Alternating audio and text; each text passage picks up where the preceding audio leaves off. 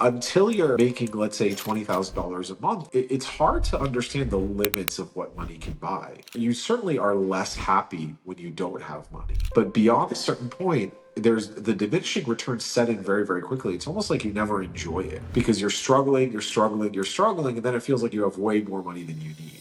So we came up with this concept. This was from me when I started mixed martial arts. So I hired the coach from Goat Shed in Miami, which is like a famous MMA gym. They're all over the news and Karate Combat. They have a bunch of really colorful fighters. And I talked to Austin, who's the general manager, and I said, who's the owner, and I said, listen, I want to be able to beat up 99% of people, but the other 1%, I just want to be their friend.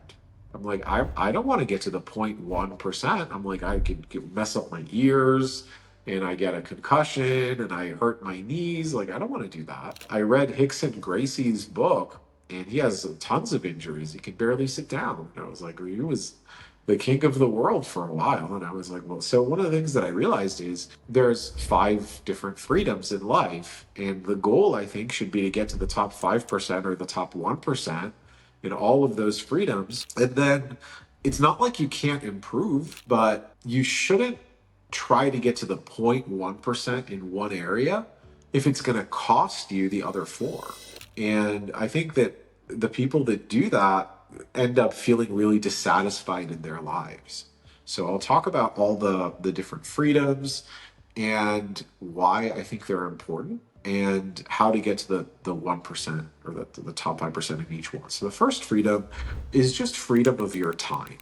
So a lot of times if you're a doctor or a lawyer or you work in a warehouse, you make $10 an hour or you make $1,000 an hour, your life has a lot of similarities. Your time really doesn't belong to you. It belongs to your clients. The interesting thing is, or your boss, the interesting thing is people really like working. They just want to be able to set their own hours. There's a lot of psychological studies that it's like if you just choose when you want to work, you're way happier than someone who has to work because your body, you don't always feel like doing stuff. And when you're doing stuff and it's not in line, if you're working third shift to make an extra dollar an hour, and your body's like just doesn't do well. You're not sleeping well, you're not eating well. Your body's just not built to work for 10 hours at that time. And you start doing that, there's going to be long-term consequences to your health and your relationships. And also people with a 9 to 5 job, you're not always on at 9 a.m. Sometimes you're on at 11 a.m. or 1 a.m., especially if you have creative work. It's just the ability to make your own hours. That's one of the best things about having your own business or having a freelance business where you have creative control. I underestimated how happy it made me. I went from working in a hospitality job, in a hospitality business, where I was working basically all the time, to working at a warehouse, the Amazon warehouse, which felt great because I was working less, but I still couldn't control my hours. When I started to control my own hours and do sales, even though I was working more, I loved it because I was choosing to work more. And every hour that I worked had a very high return on investment. So the most important thing, and I can always take vacations, I can always take a half day. So the most important thing, I think the most for happiness is just more control over your time. The second freedom is control over your location and where you live. For me, I always hated the winter. I used to write on my Twitter profile, winter is a choice. And every winter, my dream was to live somewhere nice and warm, like Miami. And I said, some of the best people in the world, if they could choose to live wherever they want, they tend to all want to live near the beach. And there was a joke. It's like the Chad biome, because the Chads everywhere want to live near the ocean. I think there's something human about that, where we just like that environment. But wherever you want to live, some people like the mountains, some people like skiing. Just being able to have control over your environment, you have control over the area that you live, creates a lot of happiness. Being able to travel. Some people love traveling and they do great work when they travel. Some people hate it, but you want to be able to control where you can work from. And a lot of times you make all of this money and you go to all these different places and you find out, you know what, I'm really happy at home. And I like having my family close by. But if it's a choice, it's a lot more powerful. Because what happens is, like, I was living in Philadelphia and I would talk to people and I said, you know what? if I gave you $10 million and you could live anywhere, would you stay in Philadelphia? And they would say no. And I said, well, if I gave you $20 million and you had to stay, they still said no, they would leave. So a lot of people are trapped. They feel like they're in like a purgatory because of their job or because of their family, or maybe they're taking, and their dream is to live somewhere. So when you're able to do that, it gives you so much power and so much freedom. So when you have freedom over your time and freedom over where you live, that's so key. The third freedom is freedom of work. So I don't think that not working for most people is an option. Even the people who don't work that are happily retired usually have some kind of a fake job. So they volunteer for the church or they do something else or they do consulting on the side. When I see people just retire, and I see this in people my parents' age, and also in Miami, you see a lot of crypto multimillionaires. They either almost kill themselves with drugs and partying and women, or the old people will just literally die. They will just find a way to unalive themselves, not in a direct way, but in an indirect way, because they no longer feel useful. So I do think that work isn't a choice. If you can have control over how you serve other people and you're giving your best gifts, you're going to be a lot happier. If you like, in my case, if you like marketing and you like sales and you like consulting and you like outreach, I can talk about this all day long. I will steer conversations with my friends and family into these topics. I love talking about physical training. I love talking about sales. I love talking about growing businesses. For me, it's like talking about, maybe football is for somebody else. So if you have control over your work, you get a lot happier. The next freedom is control over your relationships. What you find, especially in corporate America, you're dealing with a lot of people that you have sort of fake friendships with. There's a lot of passive aggression. There's a lot of feeling of who makes more than who. You don't know their salary, they don't know your salary, who deserves what, who worked harder on this project or this client, who's not pulling their weight. And so what happens is you spend most of your life dealing with people that you just don't like that much. And that takes a big toll on you. Versus, like, we have 30 clients, and we kind of like all of them. Like, all of our clients are people, like, when we get an email from somebody, if we don't like the vibe, we just don't respond. If we do a meeting with someone and we don't like them, we just don't work with them.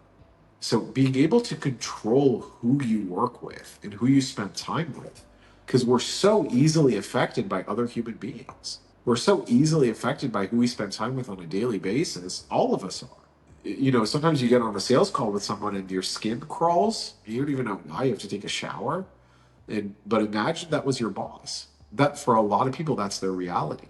They're stuck in a situation where they just don't like the people that they spend time with every day. I was in hospitality for a lot of years, and one of the issues that I had with hospitality is you had a lot of people that had substance abuse issues. You had a lot of people that were unmarried, had very kind of loose single dating lives. And I was like, I just don't, if I wasn't in this industry, I wouldn't want to spend that much time with these people. And that's when I knew I was in the wrong industry because my personality really didn't match. So you want to have freedom in your relationships. And then the last one, the most important one, is your health and your physical body. And this is something that if you're working all day under fluorescent lights, I have my cousin's husband is a very successful dentist, and he's always bending over and hurting his wrist and he doesn't know. I'm teaching him. We're going to Montreal. I'm going to teach him what to do to take care of his body. But if you're in pain, if you're working in a warehouse and you're hauling bags of kitty litter every day, if you're playing professional football, NFL is not for long, right? And you have something that's going to compromise your physical health. Um, People underestimate how much that affects your quality of life. A lot of unhappy people just have a physical ailment that we can't see.